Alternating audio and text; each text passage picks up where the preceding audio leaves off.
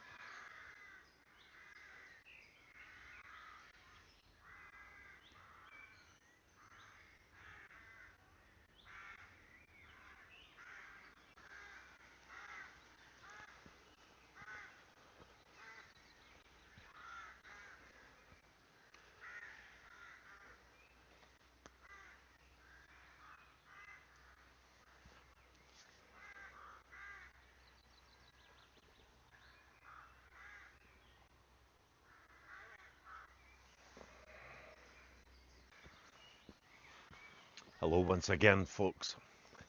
In the last film of the Douglas Chronicles, we saw how Robert the Bruce approached the city of Perth, St. John's Town.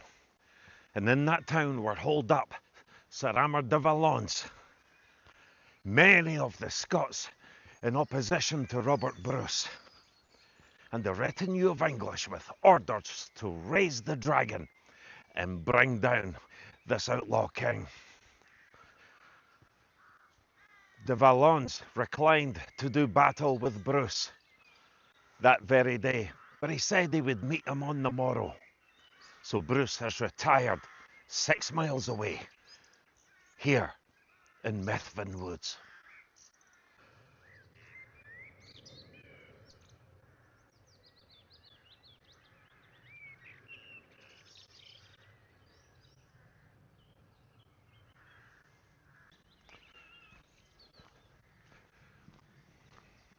This is quite an episode in the time of Robert the Bruce and in the time of the young James Douglas. Douglas has thrown his lot in with Robert the Bruce in the hope that through his loyalty that Bruce will be a victor in his quest and that Douglas will regain the lands that he lost, the lands that were handed over to Robert Clifford. So Bruce is retired here to Methven Woods, a thick wood, a wood that would have been perfect just for that night camp back in the day. And I can only think that his plans were to move out of here in the morning, break camp, and meet de Valence somewhere around halfway between here and the walled town of Perth. Aymer de Valence's orders from King Edward I are very specific.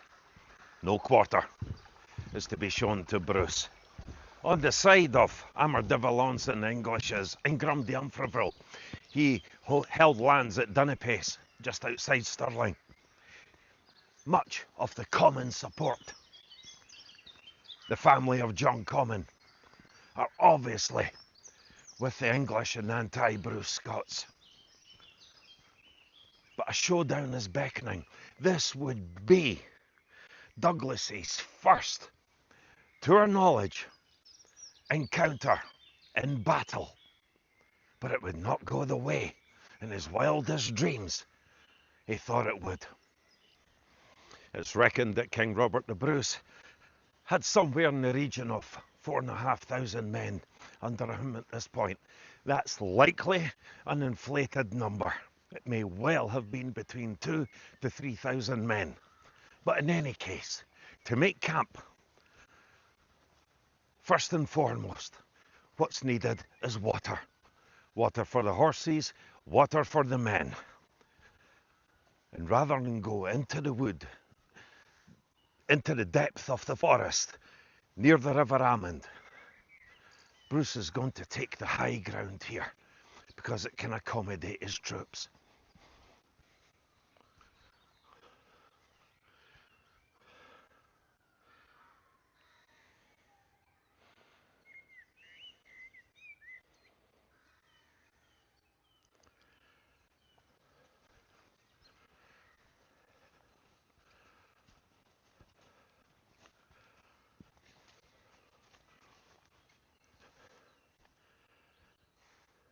There's a really good feeling I get when I come here. Last time I was here, it was absolutely hammering with rain, and I got drenched. And it was only a short film that I made, so I'm glad to be doing this one now. Rather than go into the depths of the forest in the woodland, where it would be unsteady for the horses, it makes complete sense that Bruce takes the higher ground here. And as they arrive and relieve their horses of their saddles and blankets, take them down to the water, they would get to work, making fires, trapping or hunting game,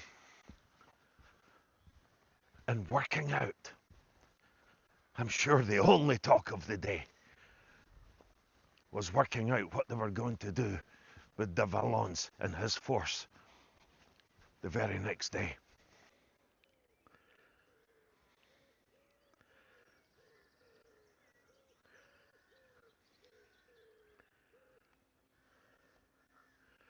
I am a bit vague or a bit critical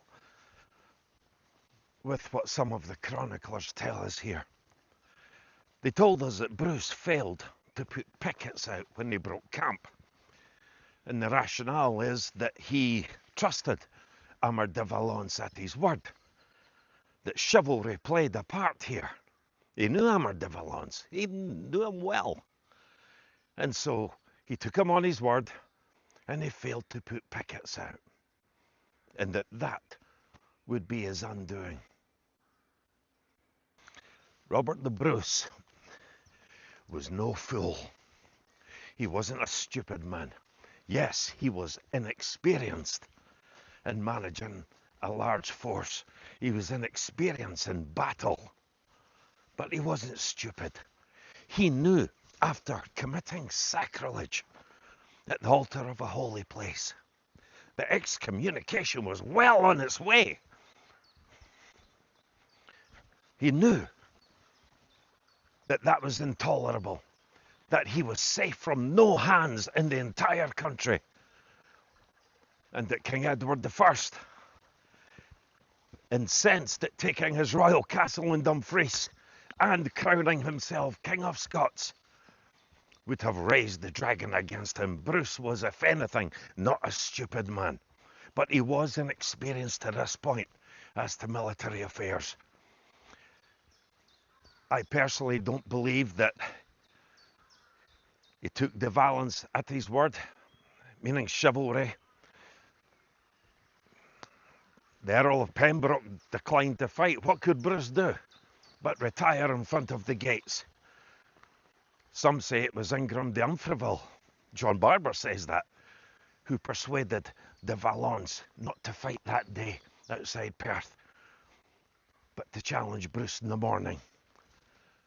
Umfreville plays quite a part in Barber's history in persuading and counselling his leaders to do something different. He also did that at the Battle of Bannockburn with King Edward II.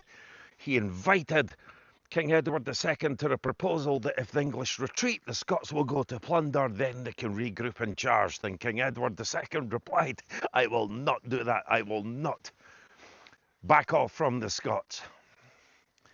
But in any case, they say Bruce didn't put pickets out. Even then, it's never truly dark in Scotland in June. But somehow, de Valence and his force have come upon Bruce's camp in the early hours of the morning.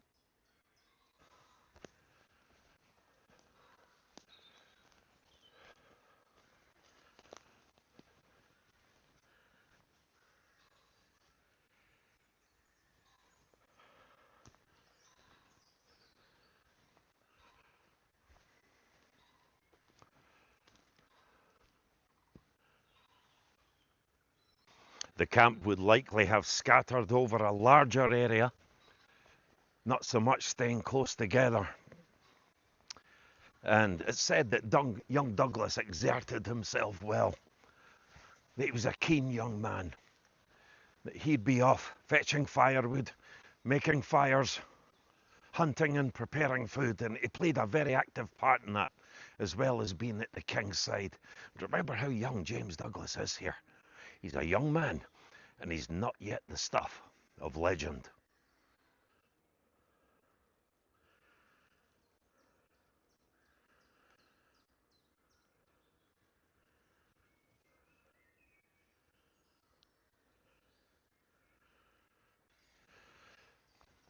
This is the high ground, very close to the water, and it makes for good camping ground.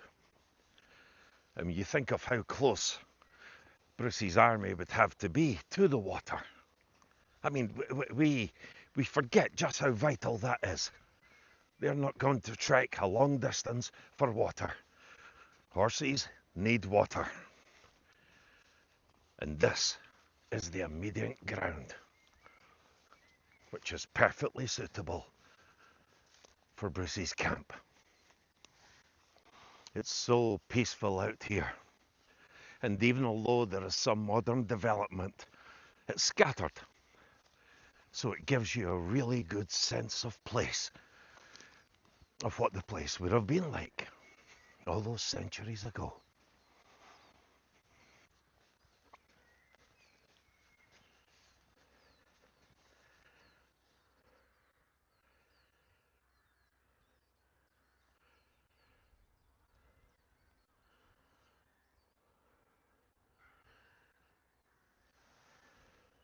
This was one heck of a gamble for Robert the Bruce. He knew the English would come north. He knew Edward would send his very best. And he did that with Aymer de Valence and his force. He knew the hatred of the anti-Bruce Scots that were against him. The Commons. They want blood revenge. They are determined that blood will flow for blood.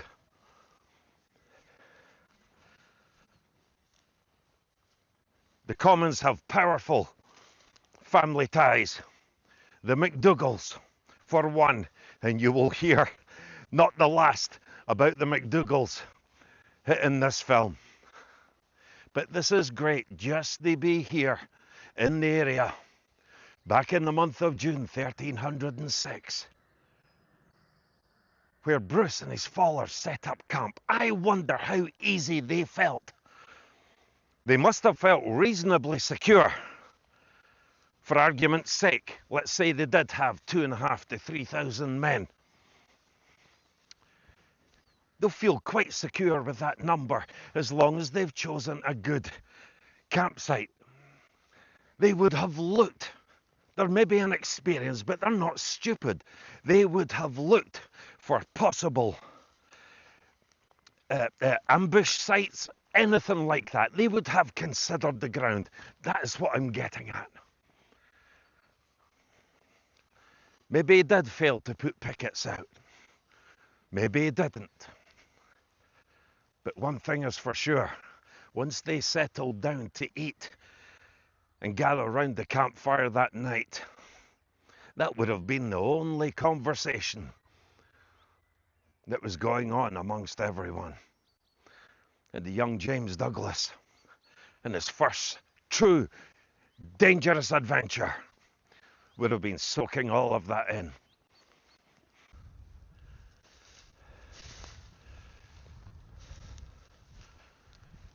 So just to give you an idea, the vantage point from here, as far as a camp goes, is very good. I don't think Bruce made a bad choice of camp. He'd found his water source, camps up here on the high ground and the slope. He has a good view over this way, which is the road to Perth. Why wouldn't he bed down for the night in relative peace and security. There is also another open meadow on the far side of those trees there. How wooded this was back then, we don't know. How wide these meadows were, we don't know. But if Robert Bruce is 2,000 to 3,000 strong, he needs room for those horses to move. He needs room for his men to move. We're not going to have a fire on a slope. This is ideal up here. It is an ideal location for Bruce's camp, and likewise at the other side of those trees, which you saw when I made the walk through. Bruce was a great knight. His martial skills were impeccable. He is one of the 3 best knights in Christendom. And Aymer de Valence and his company would have known just how good he was. But this is not a tournament. This is something very, very different. You have to use the land, the terrain. You have to use your wits. Because outsmarting, being tactical, and devising a real strategy with a counter strategy is very important when you're commanding a large force of men and you have their lives to account for.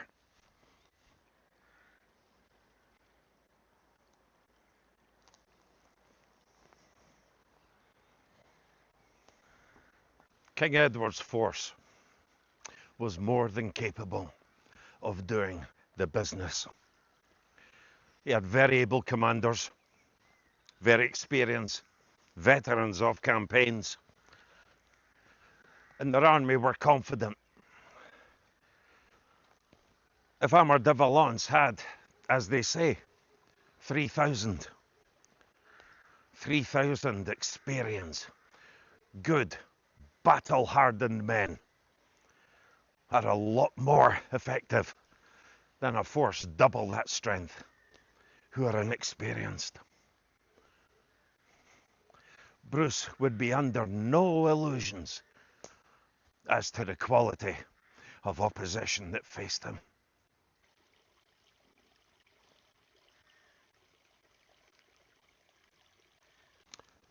If it's true that Bruce placed no pickets in the camp, then we have to assume that there was no reason to put the campfires out either. Maybe some would have been put out, some would have been left in, left to burn out on their own. In any case, if any of those flames were still flickering once the early hours came and Bruce and his men had bedded down for the night, there'd have been a clear signal to the English force of what lay ahead of them and where. Well, it rained heavy last time I was here, and it's not let me down this time either, although it's just a shower. But for me, the rain gives it some sort of atmosphere.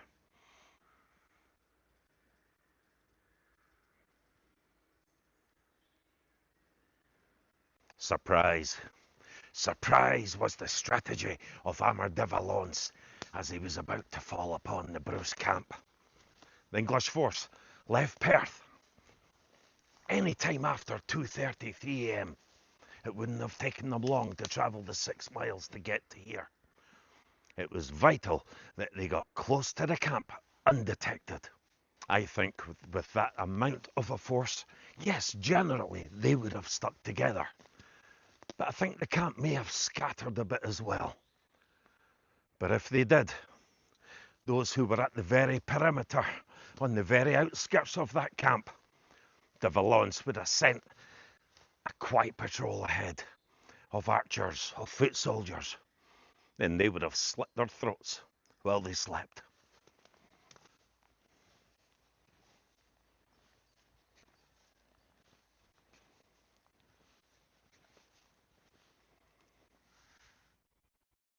I don't believe that the Scots were so much taken by surprise as much as taken unprepared. Who sleeps the night before a battle in the morning? Who sleeps soundly?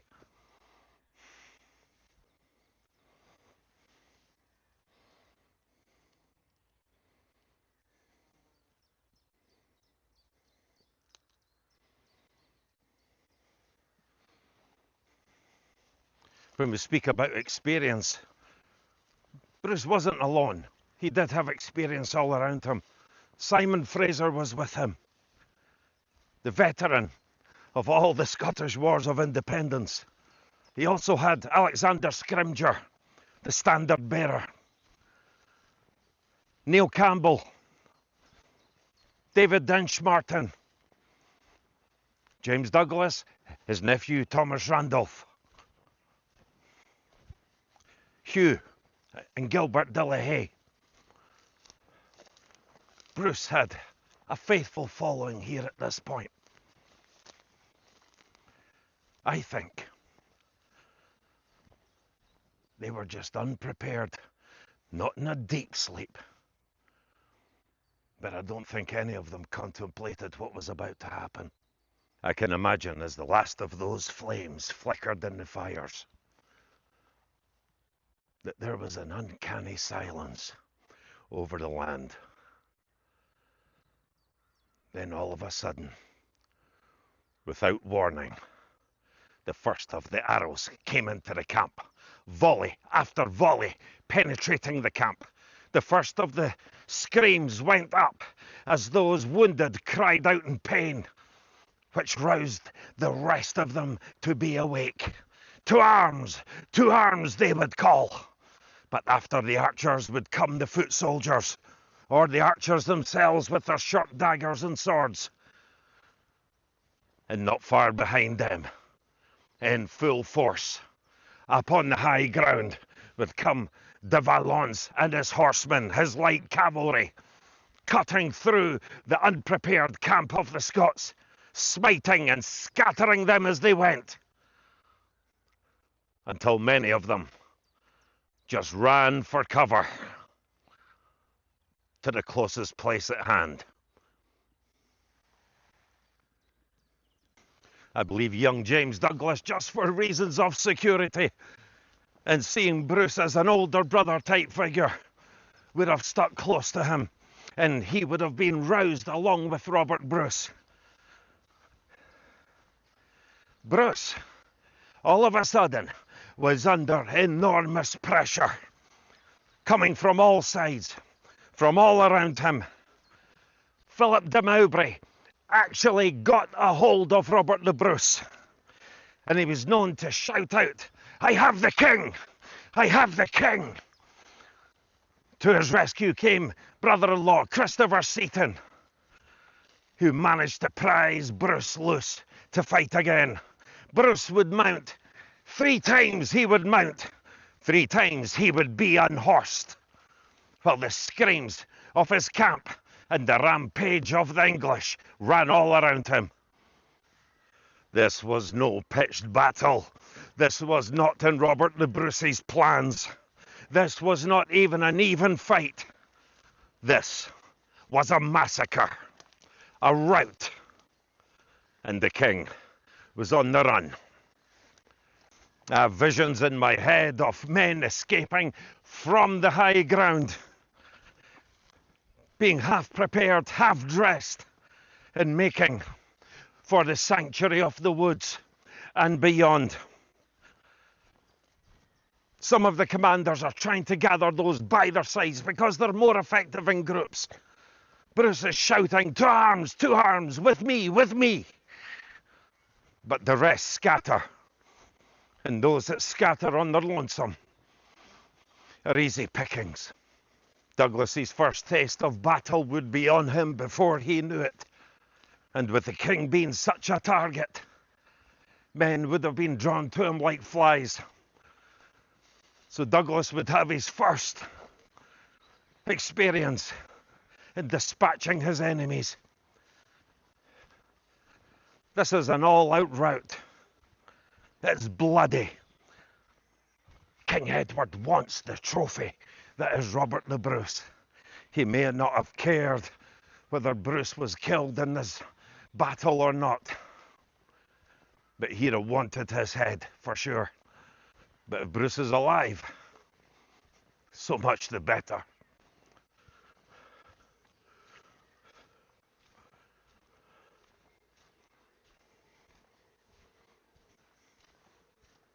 This is the ancestors of the old woodland, and invariably, rivers are surrounded by woodland.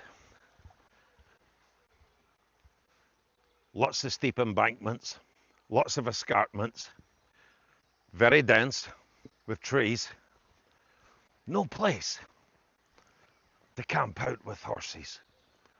They'd have camped very close to here, on the sloping and high ground.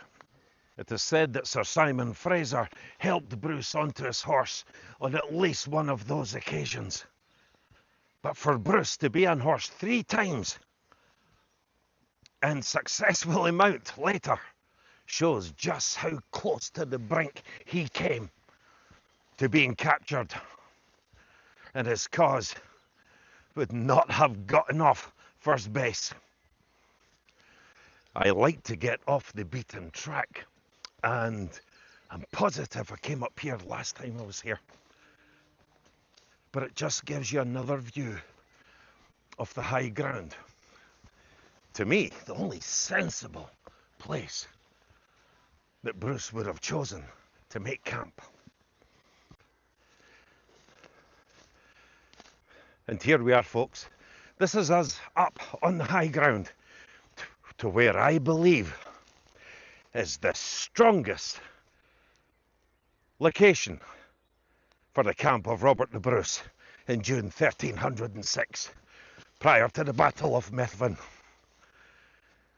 I believe they camped here. The water, just a short way down through the woods.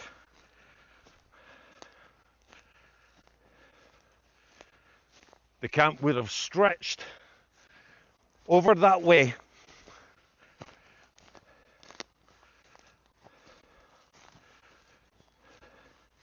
And as we make our way over here, this is the field I was walking in earlier. It slopes right down it to the river. It is absolutely perfect.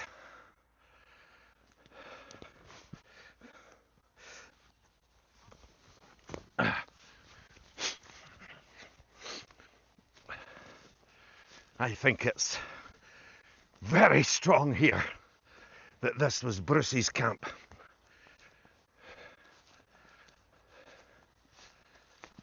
And that de Valence would have come that way. That's if he attacked the camp from one angle.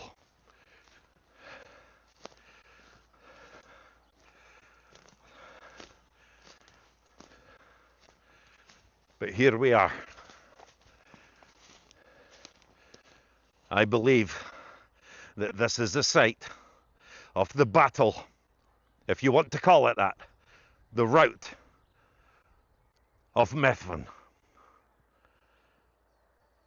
And that the routs scattered, as they always do, down the slope, into the woods, into different directions, and off into the hills.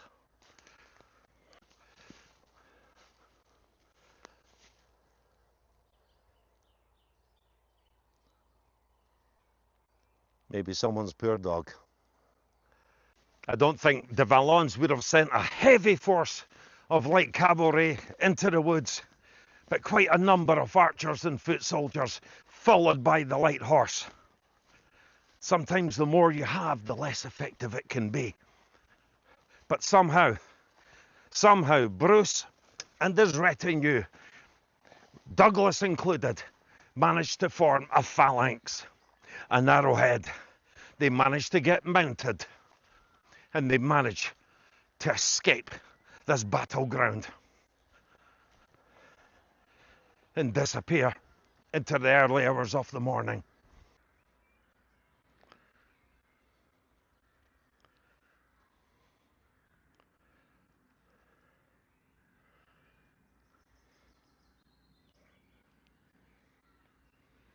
This, of course,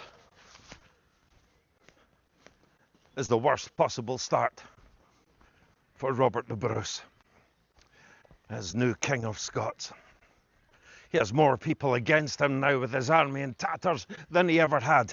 Not only does he have the might of England, but his Scottish enemies, who hold vast territories, are all around him.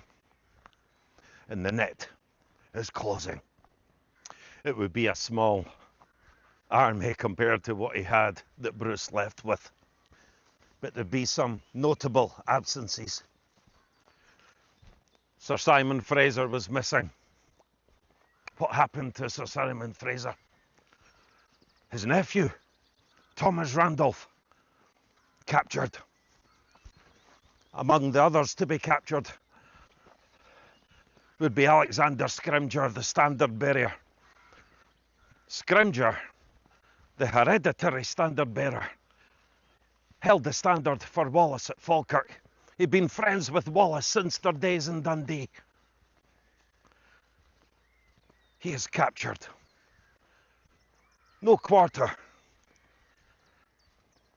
was given to any of the Bruce lot, except we know that Thomas Randolph, his young nephew, was given opportunity to swear allegiance to King Edward and come into Edward's peace, which he accepted. Bruce had no way of knowing that at this point.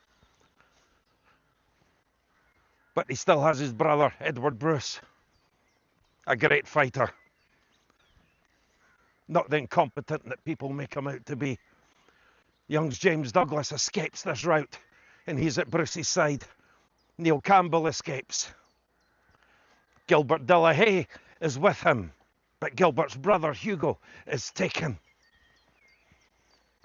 David Dinchmartin is taken. Bruce's army is in a sorry state.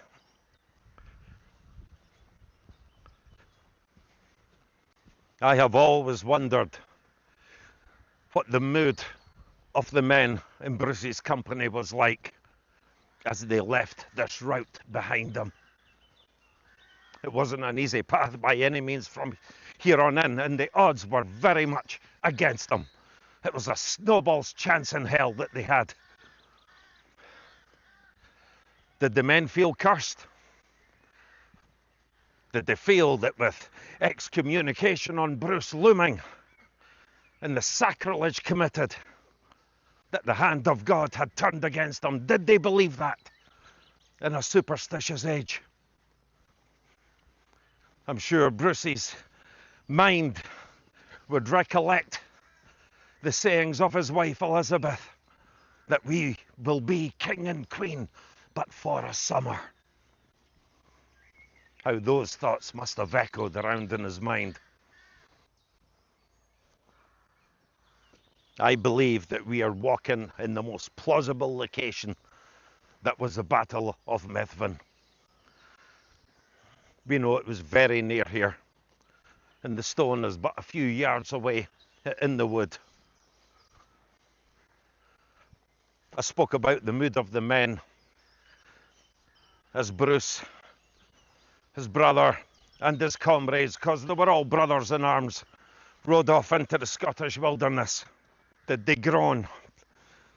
Did they cry out loud? Did they bicker? Did they argue? Or was it a solemn and silent group that rode off into the Scottish wilderness? Well, I will say something. If Bruce was silent, then his silence must have been like thunder.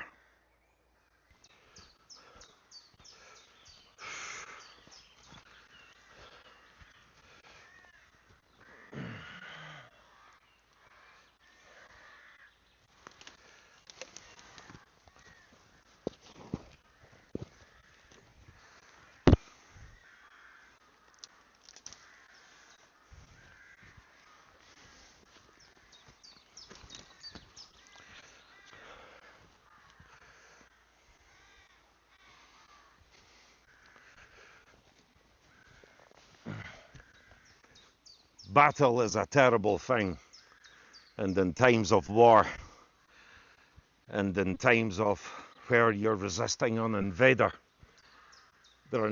inevitably there are some losses. Bruce wouldn't know it, but Sir Simon Fraser, he would be captured and he would be taken to London, and there would be as much celebration with his capture as there was with Wallace's. He'd go through the ritualistic charge of treason where he was hung, drawn and quartered, and his head would go on a spike next to William Wallace's. Alexander Scrymgeour. Now, some people would have been executed in Perth. They would have been executed in various towns. We know that some were executed in Newcastle. Alexander Scrymgeour, the man who raises the banner at King Edward's hands, can only expect a traitor's death. And he suffered the same fate also. I spoke in a recent video about losing a good man and how that affects your effectiveness, your tactical skills, your overall command. But to lose several good men is a severe blow to any cause. Bruce must have had feelings of guilt with Thomas Randolph, his nephew, his young nephew, being captured. Little did he know of their fate. And little did Randolph know at that time that he would cross paths with the young James Douglas again. But I like this stone. I like this memorial to the Battle of Methven, or the Rout of Methven. Bruce's future at this point looked bleak. This is where they started to mock him and humiliate him with songs of King Hob of the Moor, King of the Heather. Bruce would ride off into the Scottish wilds with the English, the Commons, and the MacDougalls, close kin to the Commons, all in hot pursuit and closing in from all sides. It wouldn't be long before Robert Bruce and the young James Douglas would see their next piece of action.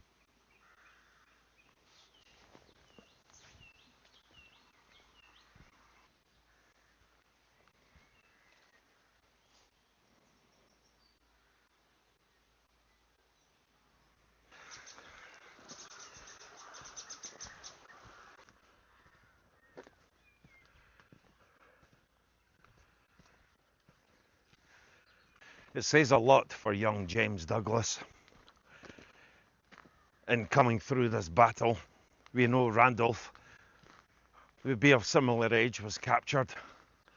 And even although he's right next to Bruce, I've got no doubts, going by the character of Douglas, even as a young man of that age, that he did more than hold his own.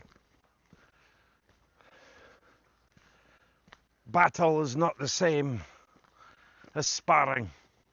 It's not the same as practice and rehearsal. It's not the same as a tournament. Even although tournaments could be absolutely fatal in some cases, knights were often killed or badly injured. But battle is something entirely different. Well, young James has had his first taste of it, and it's on the losing side.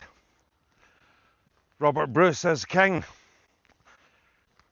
His army is decimated. It's the worst possible start he could imagine. And somewhere around this way, Bruce and his retinue, which, remember, include his family, make themselves off into the wild. Hunted men, hunted like dogs, outlaws, for the chase would not let up. It would go on to the very end.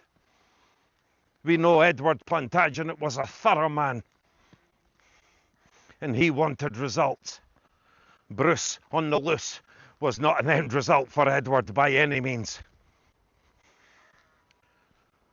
The house of Bruce had to come down. What of young James Douglas on the losing side, under a king who has got off to a very bleak start? Would Douglas ever realise his ambition of recovering his lands?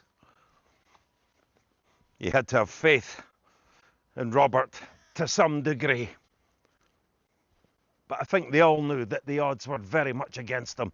But Bruce had cast in his lot. He had two options: fight back again, come back, or disappear forever. But Bruce was also a thorough man,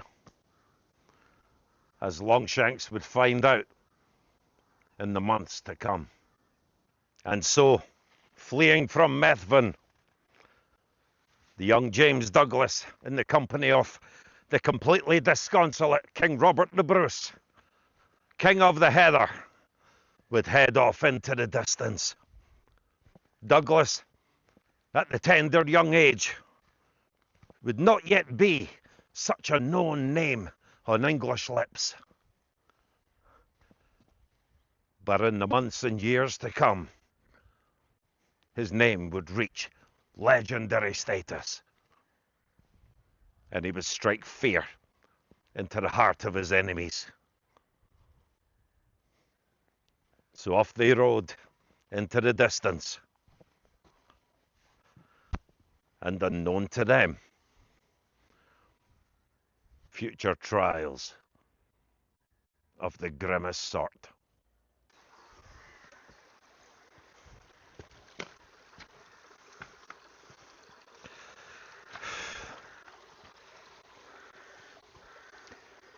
Thank you for joining me in this recent film. I've filmed at Methven before, but I wanted to come back and just highlight it in a bigger way. It's quite a piece of history, and Bruce would learn a hard learning curve from this encounter, but it would not be the end of him. Join me for the next episode in the Douglas Chronicles as we walk in the footsteps of the outlaws deep into the Scottish wilderness.